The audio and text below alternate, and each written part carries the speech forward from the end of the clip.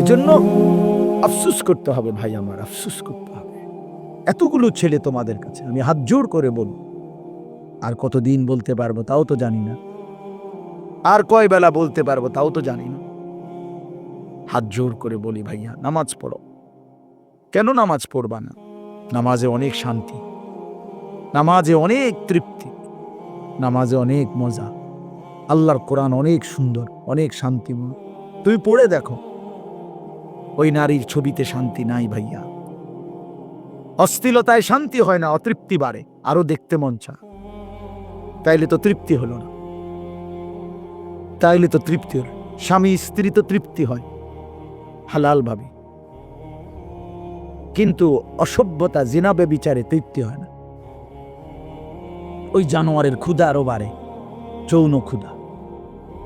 ওই জানোয়ার একসময় কুত্তার মতো হয়, শুয়োরের মতো হয়।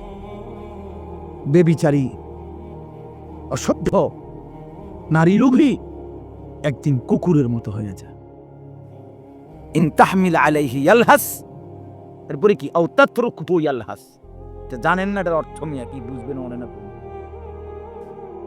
আল্লাহ তাআলা বলছে কুত্তার স্বভাব, ফামাসালুহু কামাসালিল কালব। এই কালব অর্থ কুত্তা। আল্লাহ বলছে দুনিয়া লোভী কুত্তার মতো। মানে কি? ইন তাহমিল আলাইহি ইয়ালহাস আও তাতরুকহু ইয়ালহাস। তার উপরে বোঝা চাপাই দিল, জিহ্বা বাইর করে দেয়, ছাড়া দিল, জিহ্বা বাইর করে দেয়। এটা অর্থ, আয়াতের অর্থ মিয়া। আল্লাহ বলছে নাফরমান কুত্তার মতো, কুত্তা এটা। ফামাসালুহু কামাসালিল কালব। কালব অর্থ কি? কুকুর, কুকুর, কুকুর, কুত্তা। তার উপরে ভারী বোঝা দিল, সে জিহ্বা বাইর করে দিবে। তারে যদি ছেড়ে দাও, মানে বোঝা নাই, তার কাঁধে কোনো ভারী কিছু নাই, এরপরও জিহ্বা বাইর করে দিবে। কুকুর এমন হয়। কিন্তু আমরা যদি প্রত্যেকের দিলে গ্রহণ করি, ভালো হবে, এতে বরকত হবে। এজন্য তোমরা নওজোয়ান, তোমরা ভাই কিশোর তরুণ, তোমাদের জন্য আল্লাহর কথা এই অল্প বয়সে যদি মনোযোগ দিয়ে শুনো, হৃদয়ে ধারণ করতে পারো, পুরা জিন্দিগি সুন্দর হবে, পুরা জিন্দিগি। হাদিসের মধ্যে আছে রাসূলুল্লাহ সাল্লাল্লাহু আলাইহি ওয়াসাল্লাম যুবকদেরকে আলাদা ডাক দিয়ে বলছে কথা, আলাদা, ইয়া মা'শারাশ শাবাব। এরকম অনেক হাদিসের মধ্যে আছে এই শব্দটা। নবীজি বলছে, হে যুব সমাজ, ইয়া মা'শারাশ শাবাব গুদ্দু আবসারাকুম ওয়াহসানু ফুরুজাকুম। এইভাবে বলছে নবীজি, হে যুব সমাজ, তোমরা তোমাদের চোখ ভিন নারী থেকে নিচে নামাও এবং তোমাদের লজ্জাস্থানের হেফাজত করো, গুনাহের কাজে নিজের আখলাক নষ্ট করো না। রাসূলুল্লাহ সাল্লাল্লাহু আলাইহি সাল্লাম বলছে, এইভাবে যুব সমাজকে ডাক দিছেন আল্লাহর নবী সাল্লাল্লাহু আলাইহি সাল্লাম। এজন্য যৌবনকালের কদর নবী সাল্লাল্লাহু আলাইহি ওয়াসাল্লামও খুব করছে। হাদিসের মধ্যে আছে, তারিখে আছে, ইতিহাসের কিতাবে, নবীজি সাল্লাল্লাহু আলাইহি সাল্লাম জীবনে একবার শুধু একজন নওজোয়ান সাহাবী, যুবক সাহাবীর জন্যই লক্ষ্য করে বলছেন যে তোমার জন্য আমি রাসূলের পিতা মাতা উৎসর্গ হোক, ফিদাকা আবি ওয়া উম্মি। আমি মুহাম্মদের সাল্লাল্লাহু আলাইহি ওয়াসাল্লাম, আমার মা বাপ তোমার জন্য কুরবান। এই কথাটা নবীজি জীবনে শুধু নিজে একজনের জন্য বলছে। তিনি একজন 17 বা 18 বছর বয়সী যুবক ছিলেন। ওই সাহাবীর নাম হলো হযরত সাদ ইবনে আবি ওয়াক্কাস রাদিয়াল্লাহু তাআলা আনহু। উহুদের যুদ্ধের দিন কাফেরদের মোকাবেলায় সর্বপ্রথম কাফেরদের দিকে তীর মারার জন্য নবীজি উনাকে আদেশ করছেন। আর তখন উনার বয়স 17 বা 18 ছিল। তখন নবীজি উনারে বলছেন, ইরমি সাদ, সাদ প্রথম তীর তুমি মারো কাফেরদের দিকে, ফিদাকা আবি ওয়া উম্মি, আমি রাসূলের মা বাপ তোমার জন্য কুরবান হোক। এই কারণে আল্লাহর নবী সাল্লাল্লাহু আলাইহি ওয়াসাল্লাম নওজোয়ানের খুব কদর করেছেন। হাদিসের মধ্যে আছে, আল্লাহর নবী সাল্লাল্লাহু আলাইহি ওয়াসাল্লাম বলছেন, নুসিরতু বিশ শাবাব, আমাকে যুবকদের দ্বারা আল্লাহ তাআলা সাহায্য করেছেন, অর্থাৎ দ্বীনের কাজে নবীজি সাল্লাল্লাহু আলাইহি সাল্লামের 23 বছরের নবুয়তের কাজে নওজোয়ান সাহাবীরা ভীষণ সহযোগিতা করছে। যুদ্ধের ময়দানে অকাতরে জীবন বিলিয়ে দিয়েছেন, শাহাদাত বরণ করছেন। আল্লাহর দ্বীনের জন্য দিবা নিশি ওনারা মেহনত করছে। কথা বলো না ভাই, কথা বলো কেন? চুপচাপ কথা বলো না। ওরা ঠিক বসে যাবে, ওরাও এই 1-2 মিনিটের ভিতরে ওরাও বসে যাবে। প্যারেশান হওয়ার কিছু নেই। স্ট্যান্ডওয়ালারাও বসে যাবে। একটু 1 মিনিট সময় দাও ওদেরকে। ঠিক আছে ভাই, কথা না বললে ভালো। আসলেই রীতিমতো অবাক বিষয় এটা। আমাদের কোম্পানিগঞ্জ মোহরক বাজার মসজিদের ইমাম আমার হাফেজ এরশাদ কইতেছে, হুজুর কি জানি ওই আজগা দেরি হয়ে গেছে, কিন্তু হয়তো লোকটোক কেউ থাকবে না। হানিফ ভাই খুব চিন্তা করতে আছে। তো এখন আইসা দেখে কইতেছে, হুজুর আশ্চর্য। এরশাদ একদিনে বইয়ে বই আমার কইতেছে, হুজুর অবাক বিষয়, আপনাদের এই ভালোবাসা, কিশোর নওজোয়ানদের এই মহব্বত, আল্লাহ যেন আমাদেরকে একসাথে আখিরাতেও ভালোবাসার এই দাবিতে এক করে দেয়। এটা অনেক বড় নেয়ামত, অনেক বড় নেয়ামত। এই মহব্বত শুধুই আল্লাহর জন্য, এই ভালোবাসা শুধুই আল্লাহর জন্য, আল্লাহর জন্য। আমি আসলে মাগরিবের নামাজের পরে যেখানে বয়ান করার কথা ওইখানে আমার একটু দেরি করে ফেলছে ইন্তেজামিয়া কমিটি। যে বয়ান মাগরিবের পর হওয়ার কথা সেখানে আমি বয়ান শুরু করতে গিয়েছি 7টার দিকে, যার কারণে আমার এই পুরা সিরিয়াল ফেস লেগে গেছে। এরপরে মাঝখানে আমি 6:30 বাজে একজন ডাক্তার, আমার চোখের ডাক্তার দেখানো জরুরি, তো ডাক্তারের সিরিয়াল দিয়ে রাখছি যে ওনারে আমি এই আসার পথে ডাক্তার দেখাবো। ডাক্তার সাহেব, ডাক্তারের অ্যাটেন্ডেন্ট বসে রয়েছে, ওনারা 6:30 থেকেই মানে অপেক্ষমান। সেখানে আমি গিয়ে পৌঁছি 8:10। এই কারণে ওখানে একটু সময় গেছে। আসলে জিন্দিগিটা হয়ে গেছে একটা মেশিনের মতো।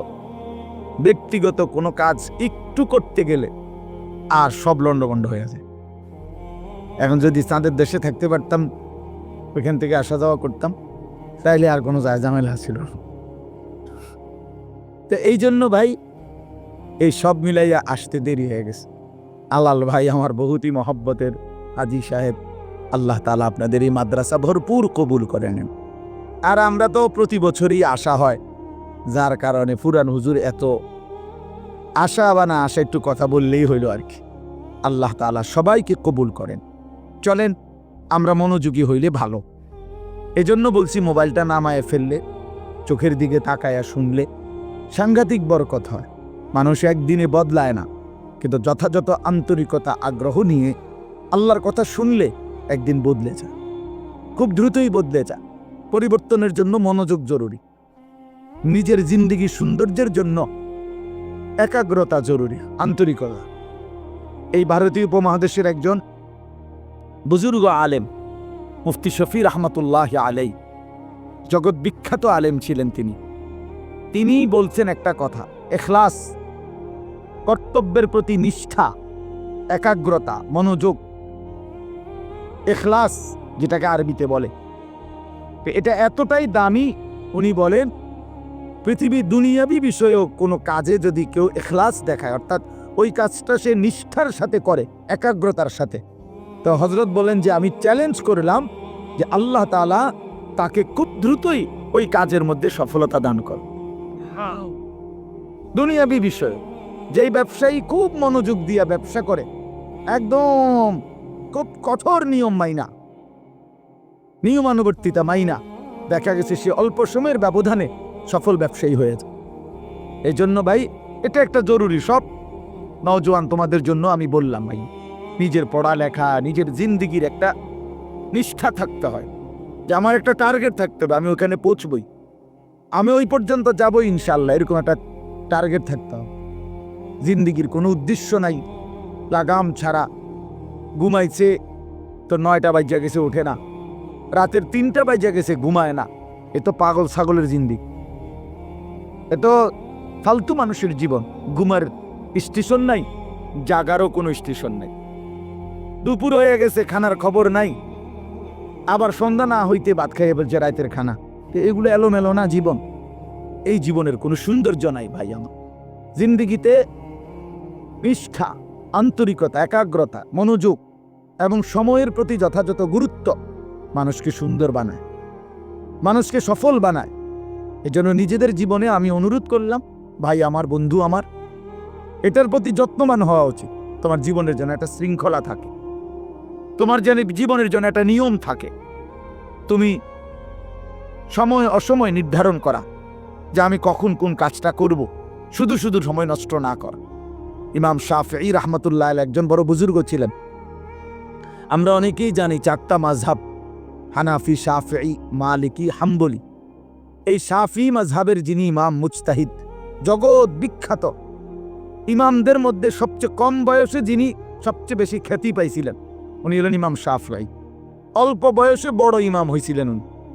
তো উনি বলছেন একটা আজীব কথা, যে উনি বলছেন আমার সারাটা জীবন আমি আল্লাহর নেক বান্দা, ওলামায়ে কেরাম, আসাতেজায়ে কেরাম এবং আল্লাহর প্রিয় বান্দাদের কাছে আসা যাওয়ার দ্বারা যেটুকু জ্ঞান শিখছি, যাই অর্জন করছি, এই সবটা জিন্দিগির বিনিময়ে আমি 2টা কথা শিখছি।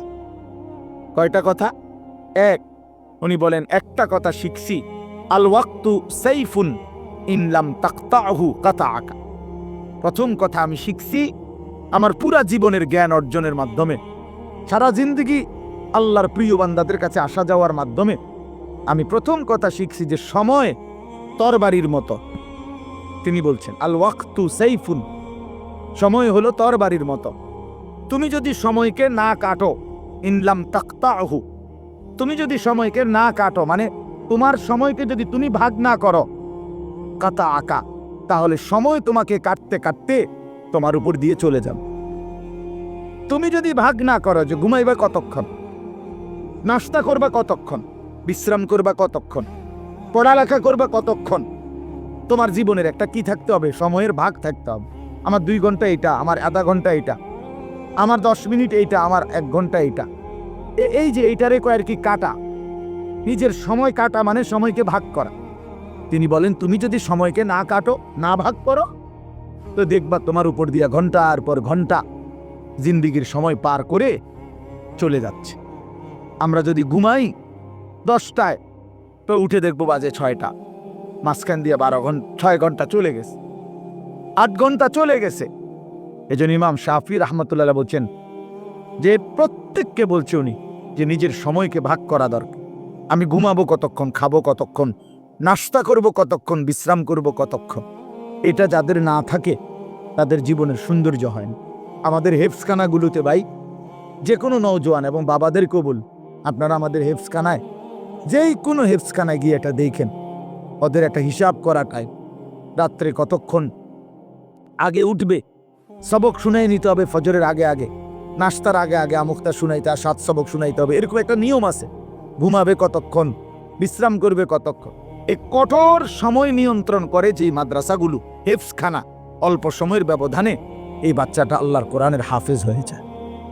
আপনি এটা খামখেয়ালি মনে করেন, পাগড়ি দিয়া লাইছে এত, তার তো একটা হাফেজ হয়ে গেছে। বিষয়টা এমন না। এই একটা পৃষ্ঠা কোরআন, এক একটা লাইন, এই এক একটা ছেলে হাফেজে কোরআন হতে গিয়ে বিশ্বাস করেন কত হাজার বার, লক্ষ বার তাকে এটা বারবার বারবার বারবার পড়তে হয়েছে, দোহরাইতে হয়েছে। এরপরে আল্লাহ দয়া করে একদিন তার দিলের মধ্যে বসায় দিছে। এটা মালিকের মায়া, এটা মালিকের ইহসান ও কারাম, আল্লাহর ফয়সালা এটা। ইন্না আলাইনা জামআহু ওয়া কুরআনা। আল্লাহ কোরআনে বলছে, বন্ধু আপনি শুধু জিব্রাইল নাজিল করলে কোরআন আপনি শুধু শুনবেন, বাকি অন্তরে বসাইয়া দেওয়া আবার জবানে পড়ার যোগ্যতা আমি আল্লাহর দায়িত্ব। হ্যাঁ, ঠিক কথাই। ইন্না আলাইনা, নিশ্চয়ই আমি আল্লাহর উপরেই দায়িত্ব, জামআহু, অন্তরে সেটাকে একত্রিত করে দেওয়া, ওয়া কুরআনা, আয় তিলাওয়াত, পরবর্তীতে সেটাকে পড়া, তেলাওয়াত করা, শোনানো, এটা আমি আল্লাহর দায়িত্ব। এই জন্য সময়কে ভাগ করা। ভাই আমার, অনেক নওজোয়ান তোমরা, তোমাদের জিন্দিগির সময়ের কোনো আগামাথা নাই। এই যে মোবাইল টিপতেছ, কোনো খবর নাই। এই যে রাত বেজে গেছে 2টা, তোমার চোখে কোনো ঘুম নাই। এই যে বিকাল 3টায় বাইর হইলা বন্ধুদের আড্ডায়, প্রিয় ভাই আমার, এইভাবে বুঝি 8 ঘন্টা 9 ঘন্টা চলে গেছে শুধু আড্ডা। কি কইছো কথা? না একটা দরকারি কথা, না একটা প্রয়োজনীয় কথা, না নিজের পৃথিবীর জন্য কিছু কইলা, না আখেরাতের কিছু কইলা। দুনিয়াবিও তো কোনো দরকারি কথা বললা না। যদি পৃথিবী নিয়ে, সমাজ নিয়ে, কত গরিব মানুষ আছে, কত অসহায় মানুষ আছে, কত বিধবা নারী আছে, কত পঙ্গু প্যারালাইজড আছে, কত মানুষ অভাবে কাতরাইতেছে, কত মানুষ কতভাবে বিপদগ্রস্ত আছে, কারো একটু কল্যাণ নিয়ে চিন্তা করো, কারো একটু মঙ্গল ভালো করার ফিকির করো ভাই। তাইলেও তো সময়টা কাটত, না কিছুই হলো না, কিছুই হলো না। ফিকির মানুষকে দামি বানায়, ছোট্ট হোক ফিকির, সামান্য হোক। আমি বলছি কয়েকবারই, গত বছর 2023 সালের অক্টোবর নভেম্বরের দিকে চট্টগ্রাম সন্দ্বীপে একটা উপজেলা আছে যেটা সাগর পাড়ি দিয়ে যাইতে হয়। দ্বীপ আলাদা, চারদিকেই বঙ্গোপসাগর, শুধু একটা আলাদা দ্বীপ। ওইখানে প্রায় 7-8 লক্ষ মানুষের বসবাস। ওইখানে ওরা 3-4টা ছেলে নিয়মিত ফজরের নামাজ পড়ে। তো একদিন ফজরের পরে তারা প্রতিদিন সাগরের পাড়ে হাঁটে। তো একদিন তারা বলতেছে, আচ্ছা আমরা যে হাঁটি, এই গত বছর কলেজের ছেলে, মাদ্রাসার না, স্কুল কলেজের ছেলে, আমরা যে সকালবেলায় মর্নিং ওয়ার্ক করি ফজর পড়ে, চলো আমরা একটা কাজ করি, না হাইটা আমরা বন্ধুদেরকে ফজরের জন্য উঠাই। এই কথাটা তাদের মনে আসছে। তাইলে কেমনে উঠাইতে পারি? যে দুইভাবে, একে তো ব্যক্তিগতভাবে ডাকবো, আরেকটা হলো জায়গায় জায়গায় ছোট ছোট ক্যাম্পেইন, মানে ফজরের জন্য গণসংযোগ করুন, আমরা একটা ছোট ছোট প্রোগ্রাম করুন। ছোট প্রোগ্রাম কি? যে মনে করো কিছু যুবক ভাইকে একত্রিত করে একটা কোরআন তেলাওয়াত, একটা হামদ নাত, ফজরের গুরুত্বের উপরে একটু কথা আর একটু মুনাজাত, এই 4টা কাজ করবো। এই ফায়সালা নিয়ে এখন এটা লিখবো, মানে এই যে 4টা কাজ, কোরআন শরীফ তিলাওয়াত, একটা হামদ নাত, ফজরের উপরে একটু গুরুত্ব আর একটা দোয়া, এই কথাটা লিখবার জন্য তারা বললো যে এটা আমরা লেখা দরকার, নাহলে তো সিদ্ধান্তটা যে আমরা যেটা করবো এখন থেকে, এখন কাগজ নাই। তারা তো হাঁটতে গেছে সকালবেলা ফজরের পরে। ওই যুবক আমার নিজে শুনাইছে মাহফিলে সবার সামনে। তারপরে বলতেছে, হুজুর আমরা সাগরের পারে হাঁটতে হাঁটতে পরে খুইজা একটা সিগারেটের প্যাকেট এটা কুড়ে আনিছি, নিয়ে ওই প্যাকেটের ভিতরে যে উল্টাই আছে সাদা জায়গা, এইটার মধ্যে কলম দিয়া লিখছি এই আমগই সিদ্ধান্তটা। এই একটা কাগজ দিয়ে লেখা শুরু করছি। আজকে 1 বছরের মাথায়, এই বছর তারা ফজরের পরে এই আমার এরকম রাত্রে যেখানে মাহফিল ছিল ওইখানে, মনে করেন এই প্যান্ডেলে, ওই প্যান্ডেলেই তারা ফজরের পরে তাগো মাহফিল আলাদা ফজর ক্যাম্পেইন। তো এরপরে ফজরের পরে আমি মসজিদে আপনার তসবি পড়ে 10-15 মিনিট বাইরেছি। বললাম যে কই ভাই আপনাকে ওয়াজ কখন? হুজুর আমগরে আর 20টা মিনিট সময় দেন, আমাদের সাথীরা আসতেছে, ছেলেরা। আল্লাহু আকবার। এই আধা ঘন্টার ভিতরে দেখলাম কমপক্ষে 4,500 থেকে 5,000 ছেলে ফজরের নামাজ জামাতে পড়ে সব সাইকেল মাইকেল দিয়া সব আইসা প্যান্ডেল ভইরা গেছে। ফজর বাদ সব কিশোর তরুণ, সব কিশোর তরুণ নওজোয়ান ছেলে। তাইলে মানুষ কি করতে না? 4টা ছেলের একটু ছোট্ট ফিকিরে, এই কয়েকজনের ফিকিরে ওরা বলতেছে যে এখন আমাদের এখানে এই অগণিত ছেলে আলহামদুলিল্লাহ আমাদের উপজেলায় ফজরের নামাজ জামাতে পড়ে। এজন্য ভাই আমার ফিকির ভালো, যে ফিকির করতে হবে। তুমি শুধু শুধু আড্ডা দি কি কইলা, এ বেডির কথা, মাইয়ার কথা, অসভ্য কথা, নোংরা কথা, অশ্লীল কথা, কি লাভ হইল কইয়া? কতক্ষণ মুখটা নষ্ট করলা, কি মজা হইল? কিছু অসৎ বন্ধু ওইগুলা হয়তো একটা হাসি দিছে, চিৎকার দিছে, ঠ্যাং দিয়ে একটা লাথি মারছে, হ্যাঁ, পাগলের মতো, ছাগলের মতো, তার সিরার মতো। আর নাই তো কি? এটা কি কোনো মজা হইল কিছু? এজন্য নিজের ফিকির, মানুষের ফিকির, কল্যাণের ফিকির করা। আমরা ছোটবেলায় যখন স্কুলে পড়ছি, প্রাইমারি স্কুলে, তখন স্কুলের 4র্থ শ্রেণী বা 5ম শ্রেণী হবে আমাদের সময়। প্রাইমারি স্কুলের ওই যে 1990-91 সনের কথা বলতেছি। তখন আমরা প্রাইমারি স্কুলের বাংলা বইতে পঞ্চম শ্রেণীতে একটা গল্প পড়ছি, 10 মিলে করি কাজ। এই গল্পের নাম একদ্দুর না হারিজিতি নাহিলাজ, এটা ছিল না লাইনে, মানে ছিল দূরে, 10 মিলে করি কাজ। তো এটা একটা গল্প। ওইটা গল্পটা কি, আমাদের এই কুমিল্লা এখনো জায়গাটা আছে, কুমিল্লা একটা জায়গা আছে কোটবাড়ি বিশ্ব রোড। তো কোটবাড়ি বিশ্ব রোড দিয়ে সোজা টমসম ব্রিজ যাওয়া যায় কুমিল্লা শহরে। মাঝখানে একটা জায়গা আছে বলরামপুর, দিদার এলাকা, এটার নাম, এলাকাটার নাম। এইখানে একটা সমিতি আছে, দিদার সমিতি, এখনো আছে সমিতিটা, আপনারা গেলেও দেখতে পারবেন। এইখানে ওই সময় আমরা বইয়ে পড়ছি এই সমিতিটার কিভাবে গড়ে উঠছে, এই গল্পটা ওই বইতে ছিল আমাদের স্কুলের বই, আমি যে সময় 5-এ পড়ছি। তো কি লিখছে, 10 জন রিক্সাওয়ালা, ওরা একদিন বসে চিন্তা করছে যে প্রতিদিন মোট আমরা যে কয় কাপ চা খাই, এখান থেকে আমরা প্রত্যেকে 1 কাপ চা কম খাবো, খাইয়া ওই 1 কাপ চার টাকাটা আমরা 10 জনে জমাইয়া আমরা একটা সমিতি করি। এই সমিতিটাই এই 1 কাপ চা হয়তো কত 25 পয়সা 50 পয়সা, কত আগের কথা না, এরকম ছিল। তো এইটুকু প্রতিদিন 1 কাপ চা কম খাইয়া ওই টাকাটা তারা 10 জনে জমাইতো, একটা সমিতি করছিল। সেই সমিতিটাই দিদার সমিতি, এশিয়া মহাদেশের মধ্যে সবচেয়ে বৃহৎ সমিতি, গোটা বাংলাদেশের না, গোটা এশিয়া মহাদেশের মধ্যে বর্তমানে বিখ্যাত সমিতি।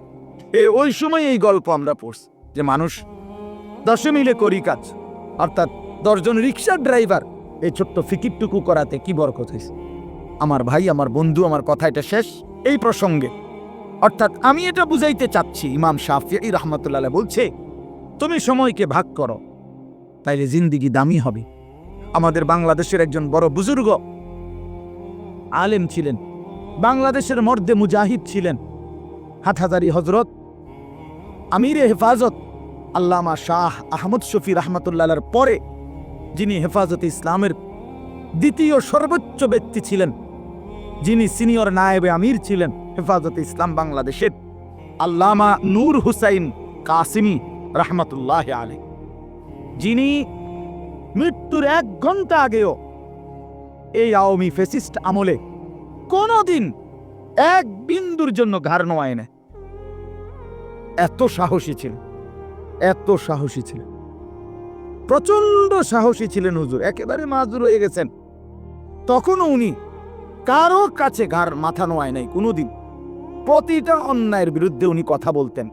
তখন উনি একদিন কুমিল্লা অনেক আলেমদের মধ্যে বয়ান করতেছিলেন, আমাদেরকে আলেমদের আলাদা নসিহত।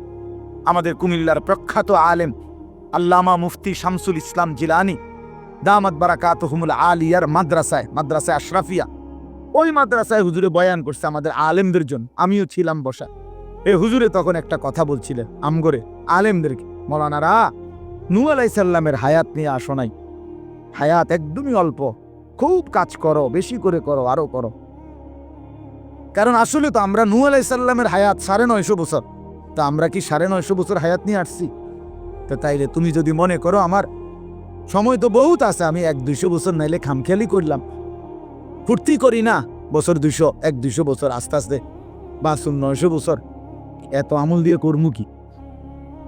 কথা বলে এমন আমাদের হায়াত, তাই দেখতে দেখতে ফুরায় যায়, দেখতে দেখতে ফুরায় যায়। আল্লামা মামুনুল হক দামাত বারাকাতুহুম, জাতির এই সিংহ শার্দুল আজকে প্রচন্ড অসুস্থ, এই এখন হসপিটালে। আমার ডাক্তার আমারে এখন চোখের ডাক্তার দেখে আমারে বলতেছে, হুজুর স্বাভাবিকতার চাইতো আপনার চোখের লেন্সের পাওয়ার কমে যাচ্ছে একটু বেশি, অর্থাৎ স্বাভাবিকভাবে এতটা কমে যাওয়ার কথা না, ঘুমাননি ঠিক মতো, ডায়াবেটিস আসেনি, বিশ্রাম পরিশ্রম খুব বেশি করেন কিনা, ইত্যাদি ইত্যাদি জিজ্ঞাসা। আমি মাতি না, আমি জানি হেতরে যদি আমি কই হে বুঝবো না, যে না হে কবো মাই কি কয় হুজুরিরে কি কয়, এইভাবে বুঝি দৌড়ায় মানুষ। মানে আমগো এই ব্যস্ততা শুনলে সে কোনো বিশ্বাসও করবেন এগুলো।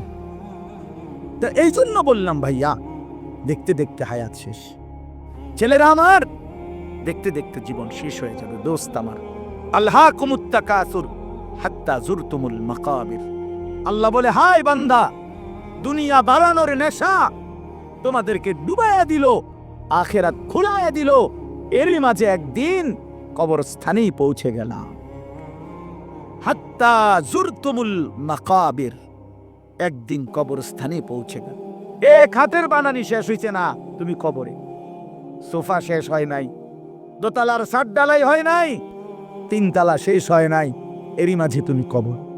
কত স্বপ্ন, কত পরিকল্পনা, বাড়ি গাড়ি নারী সব রেখে একদিন অমীমাংসিত রেখা, অপূর্ণ রেখেই তুমি একদিন কবরে চলে আসবা।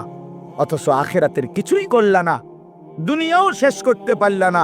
আহা বান্দা, করলাটা কি? আহা বন্ধু, কি করলা?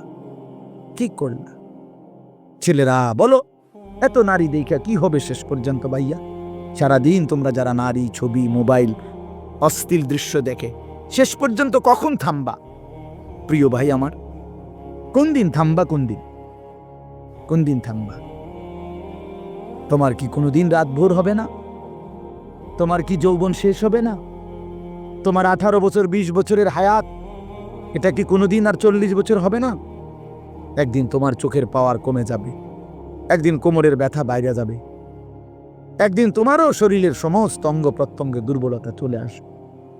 খুব দ্রুত, খুব দ্রুত।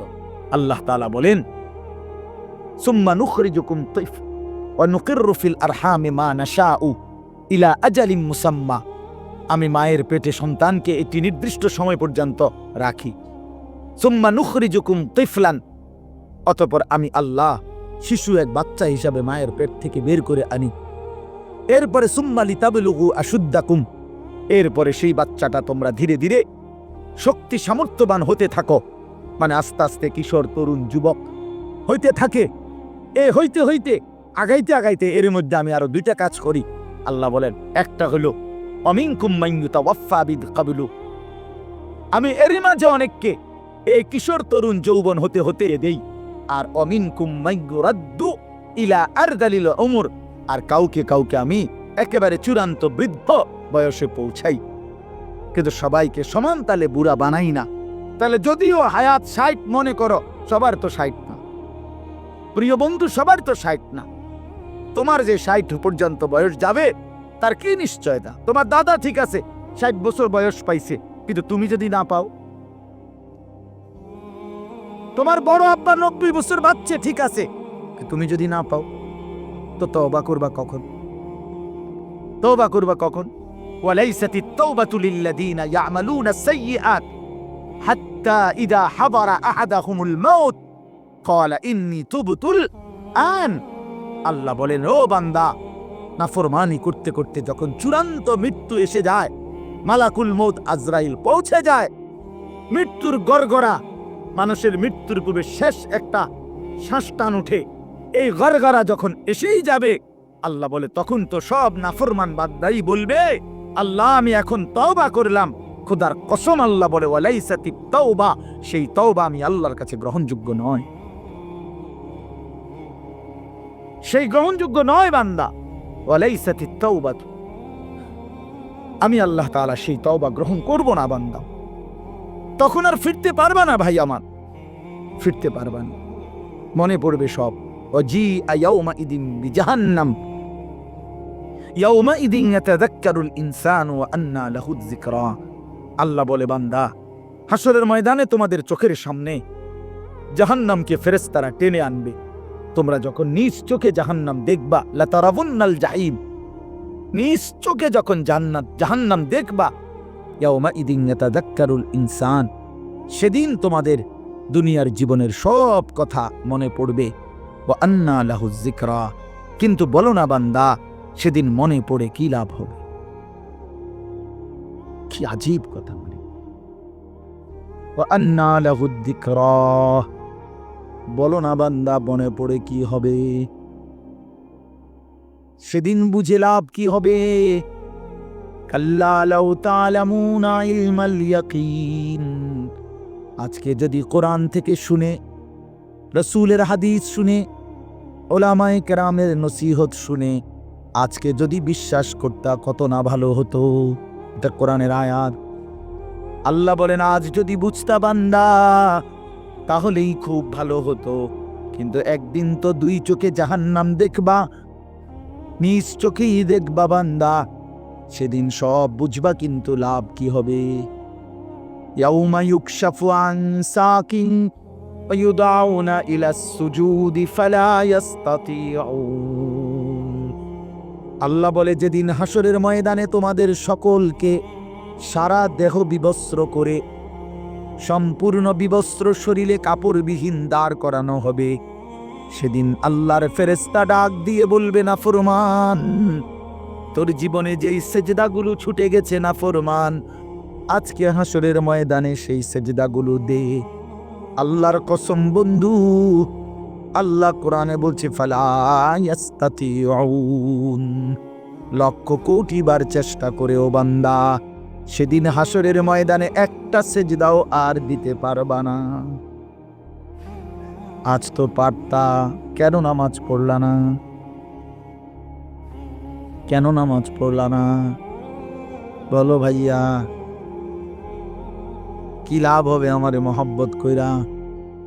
একদিন শুনবা, আনিসুর রহমান আশরাফি নামে এক বক্তা ছিল, ওই মরে গেছে। একদিন শুনবা বন্ধু, ওই মাওলানা আমগো এলাকায় সব সময় আসতো, সে মরেই গেছে। মৃত্যু তারে কবরে পৌঁছায় দিবে। কি লাভ হবে? তুমি পছন্দ করলেও তো আমারে রাখতে পারবা না, আমি পছন্দ করলেও তো তোমারে রাখতে পারবো না বন্ধু। সব তো মালিকের কবরে চলেই যেতে হবে। হাত্তা জুরতুমুল মাকাবির, আল্লাহ বলে একটা সময় তো কবরেই পৌঁছে যাবা। কাল্লা সাউফা তা'লামুন, তখন বান্দা কবরে সেই জানতে পারবা নাফরমানের পরিণতি কি। নাফরমানের পরিণতি কি? আল্লাহ আমাকেই বুঝদান করেন।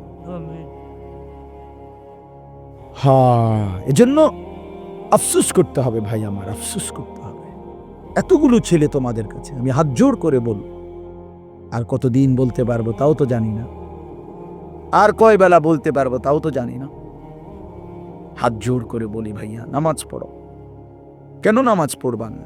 নামাজে অনেক শান্তি, নামাজে অনেক তৃপ্তি, নামাজে অনেক মজা। আল্লাহর কোরআন অনেক সুন্দর, অনেক শান্তিময়। তুমি পড়ে দেখো, ওই নারীর ছবিতে শান্তি নাই ভাইয়া। অশ্লীলতায় শান্তি হয় না, অতৃপ্তি বাড়ে, আরো দেখতে মন চায়। তাইলে তো তৃপ্তি হলো না, তাইলে তো তৃপ্তি হলো। স্বামী স্ত্রী তো তৃপ্তি হয় হালাল ভাবে,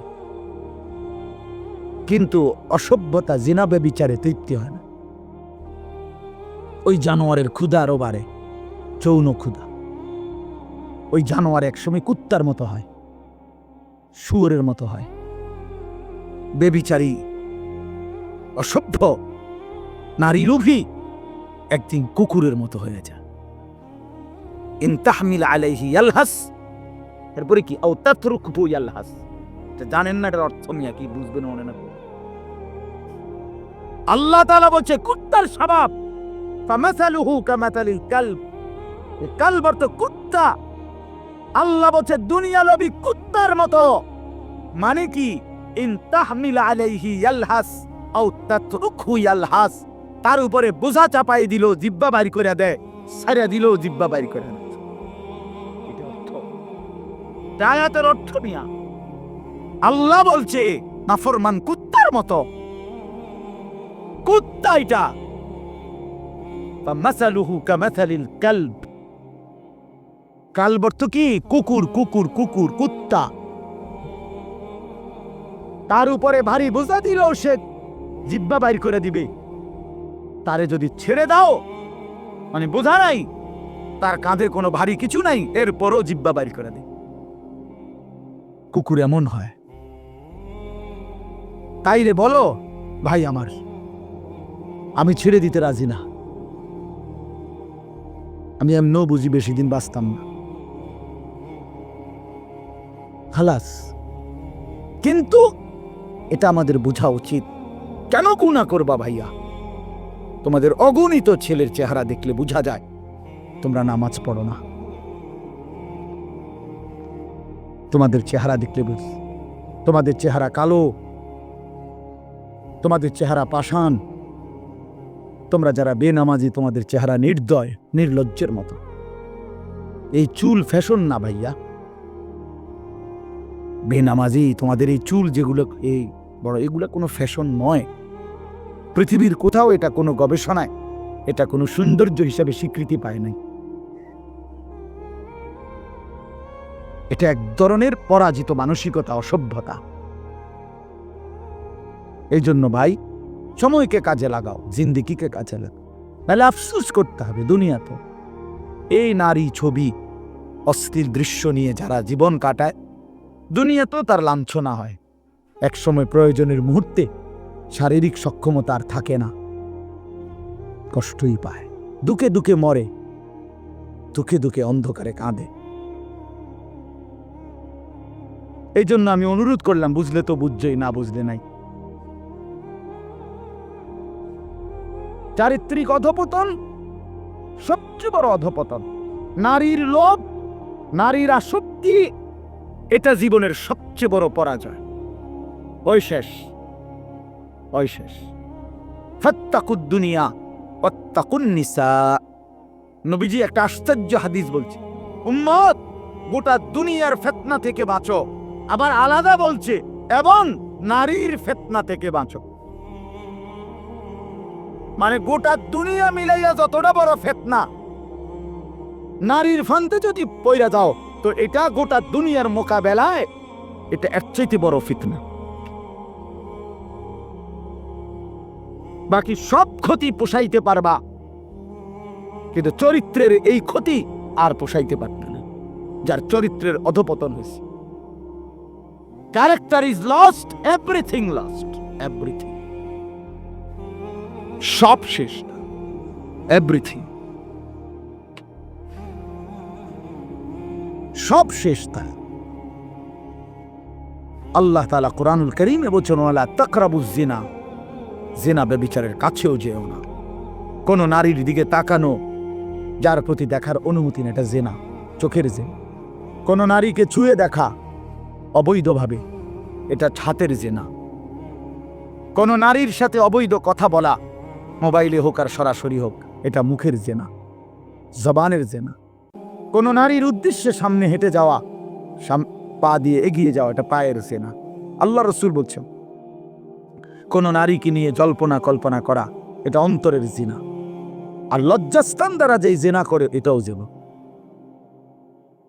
এই জন্য প্রত্যেক নারীর প্রতি আসক্ত ব্যক্তি এ জিনাকার, ব্যভিচারী, ব্যভিচারী। এজন্য এটা মনে রাখতে হবে। স্বামী স্ত্রীর সম্পর্ক ব্যতীত অন্য যেই কোনো সম্পর্ক, এটা প্রেম নয়, ভালোবাসা নয়। এটাকে ভালোবাসা বলে না, এটাকে মহাব্বত বলে না, তুমি বললেই হবে না। ওই সিনেমার নর্তকী বলছে প্রেম স্বর্গীয়, গড গিফটেড। আমরা চাঁদ সাক্ষী, সুরজ সাক্ষী। তোমার কপালে ফিসার বাড়ি, আমার কপালে জুতার বাড়ি, চলো দুইজন ভাগ্যা পড়ি। হ্যাঁ, এগুলো কি অসভ্যতা? এটা প্রেম নয়, বিবাহ বহির্ভূত। নারী পুরুষের যেই কোন সম্পর্ক, এটা জিনা, জিনা, জিনা, জিনা, ব্যভিচার, ব্যভিচার, ব্যভিচার। আর আল্লাহ ওয়াদা করছে কোরআনে, ব্যভিচারী শোন, ইউদাফ লাহুল আযাবু ইয়াউমাল কিয়ামা। ব্যভিচারীকে আল্লাহ বলছে, হে জিনাকারী ব্যভিচারী, হাসরের ময়দানে তোরে আমি ডবল ডবল ডবল ডবল রিডবল রিডবল তোরে শাস্তি দেব। ইউদাফ মানে ডবল ডবল। ওয়ায়াখলুদ ফীহি মুহানা, এই সূরা ফুরকানের আয়াত, সরাসরি আয়াত। ওয়াল্লাযীনা লা ইয়াদউনা মা'আল্লাহি ইলাহান আখারা ওয়ালা ইয়াকতুলুনা আন-নাফসা আল্লাতী হারামাল্লাহু ইল্লা বিল হক ওয়ালা ইয়াজনুন। এই যে জিনা, ওয়ামান ইয়াফআল যালিকা ইয়ালকা আসামা। আল্লাহ বলেন, জিনা যে করবে সে পাপী হিসাবে গণ্য হবে, শাস্তির মুখোমুখি হবে, এবং তার শাস্তি হবে ডবল ডবল। এবং ওয়ায়াখলুদ ফীহি মুহানা, আল্লাহ বলেন, এবং তাকে আমি আল্লাহ লাঞ্ছিত কইরা, বেইজ্জতি কইরা হাসরের ময়দানে সমস্ত মানুষের সামনে লাঠাইয়া ফেরেশতারে দিয়া অপমানিত করে চিরস্থায়ী জাহান্নামে ফেলে দেব। এটা কোরআন শরীফের তরজমা। রঙের গুড্ডি উড়াও, মানুষের বেডি চাও। সিনেমার নর্তকী দেখো, মোবাইলের অসভ্য নারী দেখো, যার নিজের কোনো চরিত্র নাই যে নারীর, সে তোমারে কি সুখ দিবে? সে কিভাবে সুখ দিবে? আল্লাহ আমাদেরকে বুঝার তৌফিক দান করে। এরপরের আয়াত আল্লাহ বড় সুন্দর বলছে, আজীব। হতাশ করে নাই আমাদেরকে, আল্লাহ নিরাশ করে নাই। মালিক বড় মেহেরবান। কয় যে ইল্লা মান তাবা, তবে কেউ যদি তওবা করে ফিরে আসে, ও আমানা, আমি আল্লাহর উপরে ঈমান রাখে, ও আমিলা আমালান সালিহান, নেক আমল করতে শুরু করে, আল্লাহ বলে বান্দা তাহলে আমি ওয়াদা দিলাম, ফাউলাইকা ইউবাদদিলুল্লাহু সাইয়্যাতিহিম হাসানাত, তোর পিছনের সব গুনাহ আমি মাফ করে গুনার পৃষ্ঠাগুলো আমি নেকি দিয়া পূর্ণ করে দেব। ওয়া কানাল্লাহু গফুরার রহিমা, কারণ আমি খুব বেশি ক্ষমাশীল, দয়াবান। যদি বান্দা ছেড়ে দাও তাইলে আমি মাফ করে দেব, গুনার পৃষ্ঠা নেকি দিয়ে পূর্ণ করে দেব। চলো বন্ধু ফিরে আসি, ঠিক আছে না? ইনশাআল্লাহ, ইনশাআল্লাহ বলো নওজোয়ান, ইনশাআল্লাহ বলো। ফিরে আসো, ভালো হই, নামাজ পড়ো, সেজদা করো, চেহারাটা সুন্দর, ঘরে ভাল লাগে, মায়া লাগে, মানুষ আদর করো, মহব্বত করো। নামাজি ছেলে রে সবাই মহব্বত করে, বেনামাজি রে, অসতে রে, সে সুর কর, ফুটটা কর, বাবা খোর, ডাইল খোর, ইয়াবা খোর, হারাম খোর, অশিব্য, অশিব্য। মানুষে কয় তারে মন্ডা চায় পাশাতে একটা লাত্তি মারি। তাহলে এত ঘৃণা, এত অপমান নিয়ে বেঁচে থাকার চাইতে বেটা মরে যাওয়া ভালো। বেটা মরে যাওয়া ভালো। বেটা এত বেইজ্জতির চাইতে বেটা এই জীবনের কি অর্থ আছে বেটা, যে জীবনে তোকে কেউ পছন্দই করে না? বেটা আল্লাহ আমাদেরকে মাফ করে দেন। চলেন এই তর্জমা শোনেন এবার। আল্লাহ তাআলা বলেন, ইজা জুলজিলাতিল আরদু জিলজালাহা ওয়া আখরাজাতিল আরদু আসকালাহা। আল্লাহ তাআলা বলে, বান্দা শোনো, ইসরাফিলকে দিয়ে আমি 2 বার ফুঁ দেব। প্রথমবার ফুঁ দিলে গোটা জমিন ও আসমান, এই মাটির উপরে যত কিছু আছে 7 আসমান পর্যন্ত সব ভেঙে যাবে, সব চুরচুর হয়ে ভেঙে চুরে কিয়ামত হবে। এবং সমস্ত কিছু মা সেওয়াল্লাহ, আল্লাহ ব্যতীত সব কিছু মাটির নিচে চলে যাবে। এক কথায় বললাম, এই হলো কিয়ামত। এই হলো কি? ইযাস সামাউন ফাতারাত ওয়া ইদাল কাওয়াকিবুন তাসারাত ওয়া ইদাল বিহারু ফুজ্জিরাত ইযাস সামাউন শাক্কাত। এই ওর অনেক আয়াত আছে। তাহলে 1 নম্বর ইসরাফিল আল্লাহ ফু দেওয়াইলে সারা পৃথিবীর সবকিছু ভেঙ্গে চুরে মাটির নিচে দাফন হয়ে যাও। এবার জমিনের উপরে, মাটির উপরে আর কিছু নাই, আছে শুধু একজন, তিনি আল্লাহ। আল্লাহ হাদিসের মধ্যে আছে, আল্লাহ তাআলা নিজে ডাক দিবে এই অবস্থায়, চারিদিকে কেউ নাই।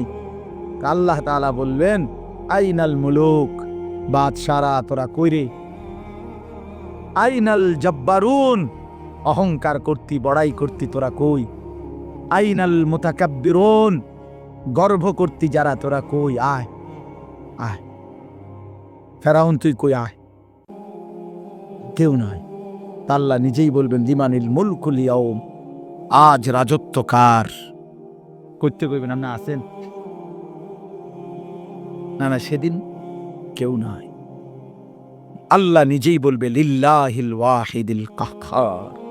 এই কথা আল্লাহই বলবে, আজ রাজত্ব শুধুই এক প্রবল প্রতাপান্বিত মহাপরাক্রমশালী একক আল্লাহর। আচ্ছা, আজীব কথা বোঝেন নাই? মানে আল্লাহ তাআলা এখানে এসে বলার শব্দের ঢং বদলাই লেছে। দুনিয়াতে আল্লাহ প্রত্যেকবার কইছে, আমি গফুর, আমি রাহিম, আমি গফুর, আমি রাহিম, ক্ষমাশীল, দয়াবান। আজকে যখন বিচারের টাইম হইছে হাসরের ময়দানে, অহন কয় কি? লিল্লাহিল ওয়াহিদিল কাহ্হার। হায় হায়, শব্দই বদলাই লাইলেন মালিক। আল্লাহ বদলাই ফেলছে শব্দ। আজকে আমি শুধু রহমান আর রাহিম, গফুর না বান্দা, আজকে আমি মহাপরাক্রমশালী। আজ আমি দেখাবো তোরে আমি কি করতে পারি। আজগা টাঙ্গাইয়া ফিডুমু না ফরমান, বাদ্দুগা খাওয়াইছি, কদ্দুর ঘুম যাইতে দিছি, তুমি মনে করছো আমি তোমারে আর কিচ্ছু বলবো না। তুমি সারা রাত বেড়ি চাইয়া শেষ করে লাইলা। অসভ্য কোথাকার, লম্পট কোথাকার, চরিত্রহীন কোথাকার। কেন আমার রাত শেষ করে দিলি বান্দা? আমি এজন্য রাত দিয়েছিলাম। 365 দিনে কোনোদিন ফজরের নামাজ পড়লি না বেঈমান? এমন শক্ত নাফরমান কেমনে হইলি?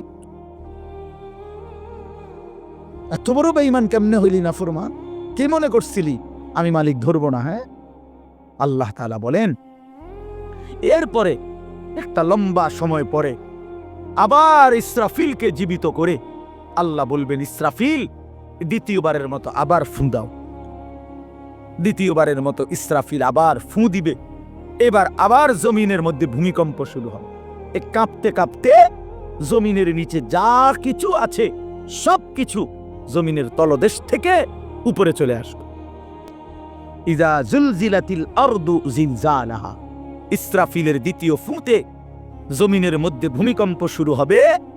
ও আখরাজাতিল আরদু আসকালাহা, আর জমিন তার তলদেশে যত কিছু ছিল বোঝা, জমিনের কাছে বোঝা সব কিছু সে উপরে মাটির উপরে উঠাইয়া দিবে, বের করে দিবে।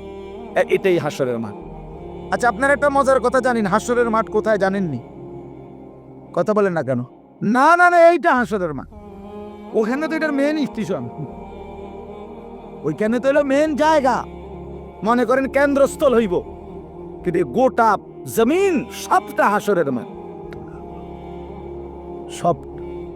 এই যেটার উপরে উঠবে মানে কবর থেকে, এইটাই হাসরের মাঠ। ইদাল আরদু মুদ্দাত, আল্লাহ বলছেন শুধু আমি করবো একটা কাম, যে আমার জমিনটা তাই না আরো প্রশস্ত করে দেব। মানুষ বেশি যে এর দূর, হাসরের মাঠ আলগা আরেকটা মাঠ নেই।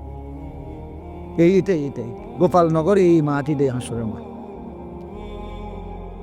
আল্লাহ বলছেন, রাসূলুল্লাহ বলছেন, ওয়া আখরাজাতিল আরদু আসকালাহা, জমিন তার তলদেশের সব কিছু বের করে দিবে।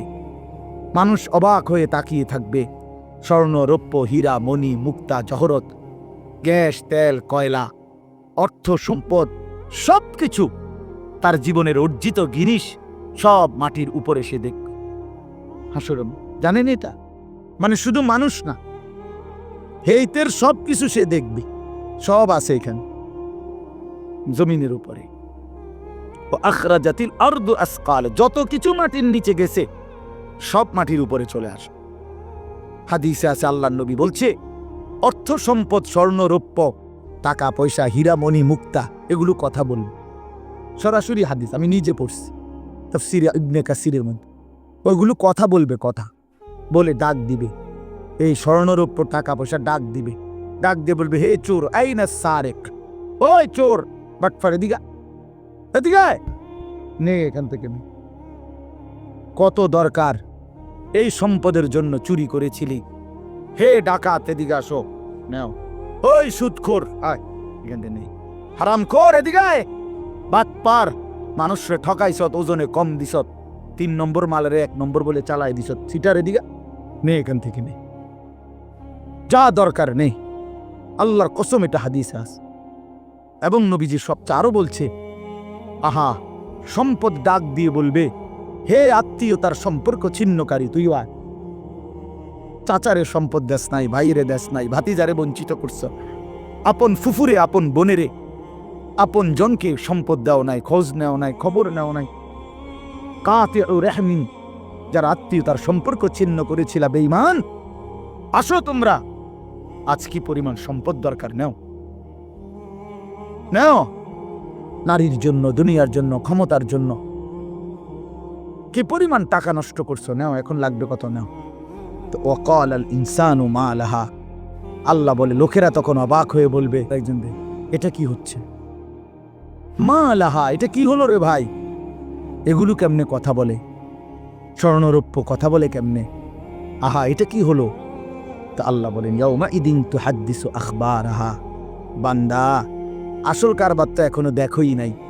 এখন দেখবা মূল ঘটনা, সেটা হলো তোমার পায়ের নিচের জমিন এবার তোমার পুরা জিন্দিগির উঠা বসা নড়া চড়া, হাসি কান্না, রাত দিন, একাকী প্রকাশ্য, তোমার জিন্দিগির প্রতিটা প্রকাশ্য গোপন অন্তরের ভিতরের জল্পনা কল্পনাও যা ছিল সবটা করছো এই জমিনের উপরে।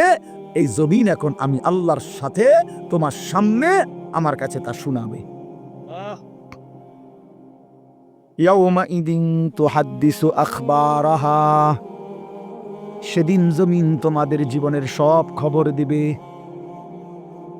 ওয়া শাহিদা আলাইহিম সামউহুম আবসারুহুম ওয়া জুলুদুহুম বিমা কানু ইয়ামালুন। আল্লাহ বলে, কান, চোখ এবং তোমাদের চামড়া, সারা দেহের তোমাদের জিন্দেগির সমস্ত কর্মকাণ্ড সম্পর্কে সাক্ষ্য দেবে। আল্লাহ বলেন, ইন্নাস সামা ওয়াল বাসারা ওয়াল ফুআদা কুল্লু উলাইকা কানা আনহু মাসউলা। দোস্ত হানিফ ভাই যদি পড়তো কেমন সুন্দর হইতো। আমি তো কোনো কামেরই হইলাম না। আমি তো বন্ধু সুন্দর করে পড়তে পারি না, কিন্তু প্রতিটা অক্ষরের মধ্যেও বাপ আমার তো কলিজার মিশ্রিত আছে। আল্লাহ বলে, বান্দা, কান, চোখ, এমনকি তোমার দিল, তোমার অন্তরের প্রতিটা কল্পনা জল্পনাও আমি জিজ্ঞেস করব। কানকে বলবো কি শুনেছিলি বল, চোখকে বলবো কি দেখেছিলি বল, অন্তরকে বলবো কি ভেবেছিলি বল। শরীরের প্রতিটা চামড়া, জুলুদুহুম, প্রতিটা চামড়াকে বলবো যা যা করেছিলা বলো বলো বলো। ক্বালু লিমা শাহিদতুম আলাইনা, বান্দা নিজেই নিজের অঙ্গ প্রত্যঙ্গকে বলবে, সারা দেহকে বলবে, হায় তোমরা কেমনে আমার বিরুদ্ধে সাক্ষ্য দিলা। ক্বালু আনতাকানাল্লাহুল্লাযী আনতাকা কুল্লা শাই। নিজ দেহের অঙ্গ প্রত্যঙ্গ বলবে, বান্দা, যে মালিক সব কিছু জবান খুলে দিছে, দেখো না স্বর্ণ কথা বলে, রৌপ্য কথা বলে, মাটি কথা বলে, সব কিছুর জবান যেই মালিক খুলে দিয়েছে, সেই আল্লাহ আমাদের জবানও খুলে দিয়েছে। আল্লাহ আমাদেরকে মাফ করে দেন। বিআন্না রাব্বাকা আওহা লাহা, ওই যে মানুষ প্রশ্ন করতেছিল যে সব কেমনে কথা বলে, জমিনও কথা বলে, স্বর্ণ রৌপ্য মাল গহনাও কথা বলে, সারা দেহ কথা বলতেছে, এটা কিভাবে সম্ভব? তা আল্লাহ বলে, বিআন্না রাব্বাকা আওহা লাহা, যেহেতু আল্লাহ আদেশ করেছেন এই কারণে সম্ভব। কি কারণে সম্ভব? আল্লাহ আদেশ করেছেন। ইয়াউমাইদিন ইয়াসদুরুন নাসু আশতাতাল লিয়ুরাউ আমালাহুম। এরপরে আল্লাহ বলেন, ফেরেশতারা প্রত্যেকটা মানুষকে দলে দলে, গ্রুপে গ্রুপে বিভক্ত করে দিয়ে সামনে আগে বাড়ায় দিবে যে, হে আল্লাহর বান্দা, এই গ্রুপ ওই গ্রুপ, সামনে বাড়ো, আগে বাড়ো। একটু সামনে গেলেই লিয়ুরাউ আমালাহুম, তোমাদের আমলনামা দেখতে পাবা। ওইখানে তোমাদের আমলনামা দেওয়া হচ্ছে, গেলেই তোমাদের ফাইল তোমাদেরকে দেওয়া হবে। সেই ফাইল নিজ হাতে নিয়া তোমরাই দেখবা। কি দেখবা? ফামান ইয়ামাল মিসকালা দাররাতিন খায়রান ইয়ারা ওয়া মান ইয়ামাল মিসকালা দাররাতিন শাররান ইয়ারা। এক বিন্দু সরিষার দানার 70 ভাগ না, একটা সরিষার দানার 100 ভাগের 1 ভাগ, এই বিন্দু পরিমাণ ভালোটাও দেখবা, এই বিন্দু পরিমাণ মন্দটাও দেখবা। রাতের আধারের গুণাগুলোও দেখবা, দিনের আলোর গুণাগুলোও দেখবা, তাহাজ্জুদ নামাজের বরকতও দেখবা, জোহরের নামাজের বরকতও দেখবা। সারা রাত উলঙ্গ নারীর ছবি দেখছো, সেটার পরিণতিও দেখবা। সারা রাত তাহাজ্জুদের সেজদা দিয়ে আল্লাহর কাছে কেঁদেছ, সেটার পরিণতিও দেখবা। আগে বাড়ো, আগে বাড়ো। প্রিয় ভাই, কথা শেষ, এতটুকুই কথা। তুমি হিসাব মেলাও, আমিও হিসাব মেলাই। কাফা বিনাফসিকা লিয়াউমা আলাইকা হাসিবা। আল্লাহ বলছে, বান্দা, তোমরা প্রত্যেকেই নিজের হিসাবের জন্য তুমিই যথেষ্ট। তোমার হিসাব তুমি মিলাও, তোমার হিসাব তুমি মিলাও, তুমি ফয়সালা করো। কবরে যদি যাও কি হবে তোমার, আখেরাতে দাঁড়াইলে কি হবে তোমার। এই আমলনামা যখন দিবে, তোমার জীবনের ভালো মন্দ, আলো অন্ধকার, একাকী প্রকাশ্য, নেকি গুনাহ সব যখন দেখবা, তখন তো তুমি আন্দাজ করবা তোমার পরিণতি কি। কোরআন শরীফে সূরা আল হাক্কার মধ্যে সাংঘাতিক আয়াত আছে। বান্দা যখন দেখবে নিজের আমলনামা বাম হাতে, ফেরেশতা যখন বাম হাতে তার আমলনামাটা দিবে, মানে নিজের ইচ্ছা মতো নিতে পারবে না, ফেরেশতাই দিবে ঠিক করে। যার আমলনামা বাম হাতে দিবে সেটা বাম হাতে পাইয়েই চিৎকার শুরু করবে, সে বুঝবে আমি শেষ। ও আম্মা মান উতিয়া কিতাবাহু বিশিমালি, যার বাম হাতে আমলনামা দিবে ফেরেশতা, সে পেয়েই চিৎকার শুরু করবে, আহাজারি শুরু করবে, আর বলবে ইয়া লাইতানি লাম উতা কিতাবিয়া, আহা আজকে যদি আমার আমলনামা আমারে না দিত, ইয়া লাইতাহা কানাতিল কাদিয়া, আজ যদি আমার মৃত্যু হয়ে যেত, মা আগনা আন্নি মালিয়া, আমার কোনো মাল আমার কাজে আসলো না, হালাকা আন্নি সুলতানিয়া, আমার ক্ষমতা বাদশাহী সব ছুটে গেল। এরম আবল তাবল বকতে শুরু করবে। আল্লাহর কসম, আল্লাহ কোরআনে বলে, আল্লাহ তাআলা তখন নাফরমান বান্দার দিকে তাকাইয়া ফেরেশতাদেরকে বলবে, খুজুহু ফাগুল্লু, এই ফেরেশতারা ওই বেঈমান রে ধর, খুজুহু তারে ধর, ফাগুল্লুহু তারে বেঁধে ফেল, তারে বাঁধে। বিশ্বাস করো ভাই, একজন হলে একজনই বোঝো, তাইলে মনে করুন জিন্দিগি সার্থক। যদি কেউ একজন মনে করো আমার নামাজ পড়া দরকার, গুনাহ ছাড়া দরকার, আমি তোমার জন্যই বলছি। আল্লাহ বলবে ফেরেশতাদেরকে, বেঈমান রে ধরো, খুজুহু ফাগুল্লুহু তারে বাঁধ দাও। আচ্ছা কি বাঁধ বুঝছেন, জানেন না? বাঁধ হলো, তাফসীরের মধ্যে লিখছে, এক তো মানুষের এমনি বাঁধে রশি দিয়া হাত পাও বাঁধে না, এই বাঁধা না। তাফসীরের মধ্যে লিখছে, মানুষ যে অ্যাক্সিডেন্ট করে, অ্যাক্সিডেন্ট করলে যে সুই সুতা দিয়ে যে মানুষের সেলাই করে, দেখছেন না? এই যে গোশত হাড্ডি সহ সুই ঢুকায় ঢুকায় যে রশি বাঁধে, সুতা বাঁধে, এটারে কি কয়? ব্যান্ডেজ করে, যেটা সেলাই। ঠিক আছে, কয় না যে কয়টা সেলাই লাগছে, 3টা লাগছে, 4টা সেলাই লাগছে, এরকম বলে কি না বলে? আল্লাহর কসম তাফসীরে আছে। হায় মালিক, নাফরমানকে এভাবে ফেরেশতারা ওই এমনে বান দিবে না। আল্লাহ যখন বলবে বান দাও, এই হাড্ডি গোশতের মধ্যে সুইয়ের মতো ঢুকায় ঢুকায় বাঁধে।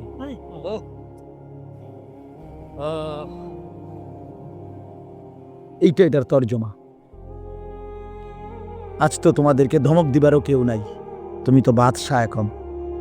তোমার মা তোমারে ভয় পায়, তোমার বাপ তোমারে ভয় পায়, তোমার এলাকার মানুষ তোমারে ভয় পায়, তোমার চুল মাস্তান সান্দাবাজের মতো দেখলে তোমার মনে হয় তুমি দাজ্জাল, ইবলিস। এই জন্য তোমারে কেউ আর ভয়ে ভয়ে ডাকেও না, যে বাবারে দেখতে চুল তারে যে জঙ্গলির মতো, হনুমানের মতো মনে হয়। কোনটা বললা কোন বিপদ হয়, যা পিছা দিয়া ফির তার কোয়াল তের নষ্ট তে হয়ে যাক। এই যে লানত, আহা কেউ তারে ডাকে না। আজ তো তোমাকে অনেক ছেলেরে কেউ ডাকে না। তোমরা একটা বার আমার এই কথাটা রাত অনেক হয়েছে বাবা, ভাইবা দেখো, কেন তোমারে কেউ, তোমার জন্য কারো কলিজার মধ্যে একটু দরদ নাই? এমন হইল কেন বাবা? তুমি যে সারা দিন সারা রাত মোবাইল দেখো, ছবি দেখো, নর্তকী দেখো, নাচ গান দেখো, কিন্তু কেউ তোমারে নিয়ে মাথা ভাবে না। এটা অভিশাপ, এটা অভিশপ্ত জিন্দিগি, অভিশপ্ত লানত, খোদার গজব, এটা আল্লাহর গজব, আল্লাহর গজব। তুমি শেষ। তোমার এই পৃথিবীতে জন্তু জানোয়ারের মতো কেউ মূল্যায়ন করে না। আপন মাও আর তোমারে নিয়ে ভাবে না। যা পিছা দিয়া ফিট, পারলে কিছু পয়সা কামাইতে কও, কামাইলে কামাক, নাইলে বাদ দইতানে নমাজ টমাজে চিন্তা তো ওইতো না, জিবি ওইতো না, ওইতো না। আহা, পুরা ফ্যামিলি ছেড়ে দিছি। উনি হ্যাঁ বলেন না, এটা কারণটা কি? আপন মা আপন বাবার চোখে পানি নাই এদের জন্য। হ্যাঁ, কি পরিমাণ অভিশপ্ত, কত বড় লানত তার। আমার বড় ভাই আমারে একদিনে ওদের চুল 19-20 হয়েছে মনে, সামনে পিছনে সমান হয় নাই, 3বার চুল কাটাইছে আমার। ওই 3বার ফাটাইছে সেলু, হইছে না কইছে না, আবার যা আবার যা। 3বার পরে কইছে হয় এখন হয়েছে চুল। মাথা ফুরে কামাই লেলিওয়ালা আছে। হ্যাঁ, এত শক্ত মানুষ ছিল আলহামদুলিল্লাহ।